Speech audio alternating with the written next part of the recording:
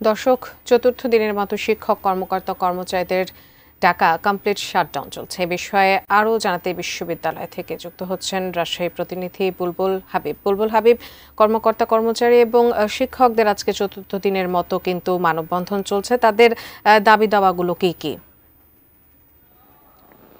উজমা, আসলে গত ২০ সেপ্টেম্বর পোষ্যকোটা ইস্যুকে কেন্দ্র করে যে শিক্ষক কর্মকর্তা কর্মচারীদের সঙ্গে শিক্ষার্থীদের যে হাতাহাতির ঘটনা ঘটেছিল, সেই ঘটনায় আসলে শিক্ষক লাঞ্ছনার অভিযোগ তুলে শিক্ষক কর্মকর্তারা এই কমপ্লিট শাটডাউনের মতো ঘটনা চতুর্থ দিনের মতো আজকে পালন করছেন। এবং আজকেও আমরা দেখেছি যে সকাল থেকেই শিক্ষক কর্মকর্তা কর্মচারীরা শহীদ বুদ্ধিজীবী চত্বরের এই সামনে এলাকায় এখানে অবস্থান নিয়েছেন। এবং কর্মকর্তা কর্মচারীরা যেমন রয়েছেন, একই সাথে শিক্ষকরাও কিন্তু রয়েছেন। তারা দাবি করেছেন যে সেই শিক্ষক লাঞ্ছনার সাথে বিশেষ করে উপাচার্য, প্রক্টর, অন্যান্য শিক্ষক সহ বেশ কয়েকজন লাঞ্ছনার শিকার হয়েছেন তারা বলছেন। এবং সেই লাঞ্ছনাকারী যে ছাত্র নামধারী বলছেন সন্ত্রাসী আখ্যা দিয়ে, যে তাদের বিরুদ্ধে দৃষ্টান্তমূলক শাস্তির ব্যবস্থা করতে হবে এবং বিশেষ করে তাদের ছাত্রত্ব বাতিল করে আইনগত ব্যবস্থা না নেওয়া পর্যন্ত তারা এই যে কর্মসূচি, সেই কর্মসূচি চালিয়ে যাবেন।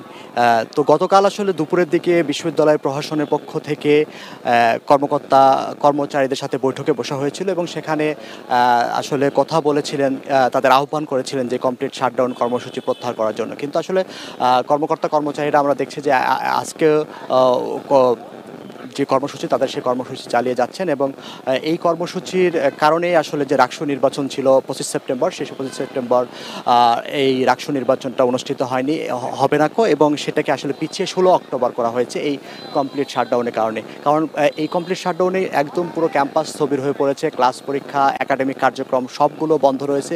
প্রশাসনিক যে কার্যক্রম সেগুলো বন্ধ রয়েছে। এই কারণে আমরা দেখেছি যে বেশিরভাগ ছাত্রছাত্রী যারা মেসে বা হলগুলোতে থাকতেন, তারা বেশিরভাগই আসলে ক্যাম্পাস ছেড়ে বাড়িতে চলে গেছে। কারণ ২৯ সেপ্টেম্বর থেকে আবার দুর্গাপূজার ছুটি। দুর্গাপূজার সামনে এই ধরনের কমপ্লিট শাটডাউনের কারণে তারা তাদের কর্মসূচি প্রত্যাহার করে তারা বাসায় চলে গেছে। তো যেহেতু এখন পর্যন্ত এই কর্মসূচি চলছে এবং এই কমপ্লিট শাটডাউন প্রত্যাহারের দাবিতে ইসলামী ছাত্র শিবির কিন্তু আবার মানববন্ধন করছেন।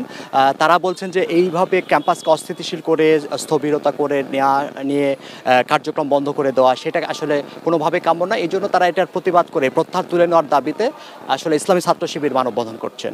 তো এই ছিল এখান থেকে উজমা, যে কমপ্লিট শাটডাউনের কারণে যে পুরো ক্যাম্পাস স্থবির হয়ে পড়েছে তার খবর।